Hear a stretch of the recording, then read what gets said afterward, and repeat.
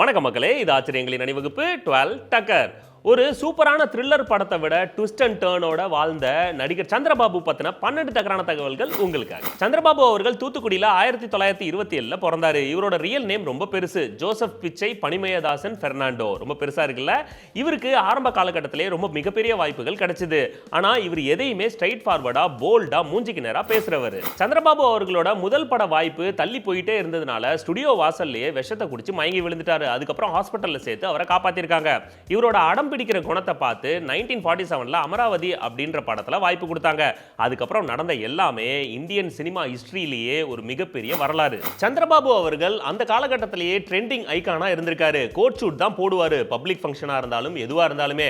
And one more thing, அந்த மாதிரி shoot எல்லாம் அவர் யூஸ் பண்ணதுக்கு அப்புறம் சில மாதம் கழிச்சு தான் பப்ளிக் யூஸுக்கே வரும். அந்த அளவுக்கு ஃபேஷன் ஃப்ரீக். சந்திரபாபு அவர்களுக்கு புது புது ஸ்டைல ட்ரெஸ்ஸிங்ல இன்ட்ரோடியூஸ் பண்றதுல ரொம்பவே பிரியவங்க. இப்போ நம்ம அந்த ஒயிட் ஷர்ட் பிளாக் பேண்ட் போட்டு ஃபோல்ட்லாம் பண்றோம்ல, இந்த மாதிரி விஷயத்தை இன்ட்ரோடியூஸ் பண்ணதே சந்திரபாபு அவர்கள் தான். இவர் பண்ற இந்த மாதிரி விஷயத்தை மற்ற நடிகர்கள் படத்துல அவங்களும் இன்ட்ரோடியூஸ் பண்ண ஆரம்பிச்சாங்க. நம்ம சந்திரபாபு அவர்கள் வெஸ்டர்ன் டான்ஸ்ல கில்லாடிங்க. அந்த காலகட்டத்தில் பாத்தீங்கன்னா நம்ம நடிகர் நடிகைகளுக்கு அவர் டான்ஸ் கத்து கொடுத்திருக்காரு. அப்புறம் அமெரிக்கா, ஸ்பானிஷ், மெக்சிகன் இதோட இசைத்தட்டெல்லாம் இம்போர்ட் பண்ணி அதை பிளே பண்ணி நடிகைகளோட டான்ஸ் ஆடுவாரு. இதனாலேயே பாத்தீங்கன்னா நிறைய நடிகைகள் சந்திரபாபுக்கு ஃபேனா இருந்திருக்காங்க. சந்திரபாபு அவர்கள்ட்ட ஐகானிக்கா ஒரு விஷயம் இருந்திருக்கு. அந்த காலகட்டத்திலலாம் லேண்ட்லைன் தானே, யார் ஃபோன் பண்ணாலுமே இவரே போனை எடுத்து ஹலோன்னு சொல்ல மாட்டாரு, சந்திரபாபு அப்படின்னு சொல்லி தான் கான்வர்சேஷனை ஸ்டார்ட் பண்ணுவாரு. சந்திரபாபு அவர்கள் ஷூட்டிங் ஸ்பாட்டா இருக்கட்டும் இல்ல பப்ளிக் ஃபங்க்ஷனா இருக்கட்டும் எந்த ஒரு பிளேஸா இருந்தாலுமே சாப்பிடுறப்போ ஸ்பூன் தான் யூஸ் பண்ணுவாரு. அதுவும் சப்பாத்தி சாப்பிட்டா கூட அதை அழகா ஸ்பூன்ல கட் பண்ணி சாப்பிடுவாரு. இவர் சாப்பிடுற ஸ்டைல பார்க்கிறதுக்கு தனி கூட்டமே கூடும். யார்ட்லிங் அப்படின்ற பாடல் ஸ்டைல் ஒன்று இருக்கு. அதை ஃபாரின்லயே பாத்தீங்கன்னா ரொம்பவே கம்மியான பீப்புள் தான் யூஸ் பண்ணுவாங்க. அதை நம்ம இந்தியால கிஷோர் குமார் அவர்கள் ரொம்ப அருமையா பாடுவாரு. அந்த பாட்ட ஸ்டைல நம்ம சந்திரபாபு அவர்கள் தமிழ்ல அசால்ட்டா இன்ட்ரோடியூஸ் பண்ணாரு. கார் ஓட்டுறதுல கில்லாடி நம்ம சந்திரபாபு.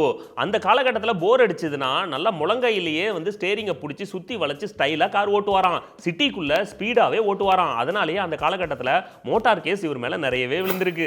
சந்திரபாபு அவர்கள் தன்னோட மேரேஜை படு பிரம்மாண்டமா செஞ்சாரு. ஆனா அவரோட ஃபர்ஸ்ட் நைட்ல அந்த மனைவி இன்னொருத்தரோட காதலி அப்படின்னு தெரிஞ்சதுமே அந்த காதலன் கூட அவரை சேர்த்து வச்சிட்டாரு. இதுக்கப்புறம் மனசோடைஞ்சு குடிக்கு அடிமையாயிட்டாரு. தட்டுங்கள் திறக்கப்படும் அப்படின்ற ஒரு படத்தை அவரே டைரக்ட் பண்ணி ப்ரொடியூஸும் பண்ணியிருக்காரு. அந்த படம் சரியா போகாததுனால பயங்கர நஷ்டம். ஏற்கனவே குடிப்பழக்கம் வேற இருந்ததுனால அவரோட சொத்துக்கள் எல்லாம் கையை விட்டு போயிடுச்சு.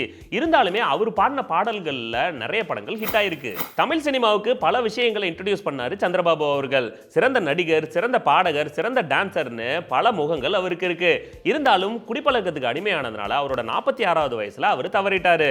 அது மட்டும் இல்லைங்க, அவர் பாடின பாடல்கள் இன்னைக்கும் ட்ரெண்டிங்ல மேட்ச் ஆகும். ஓகே மக்களே, மீண்டும் சந்திப்போம். இது ஆச்சரியங்களின் அணிவகுப்பு 12 டக்கர். வித் மீ உங்கள் ஜேடி.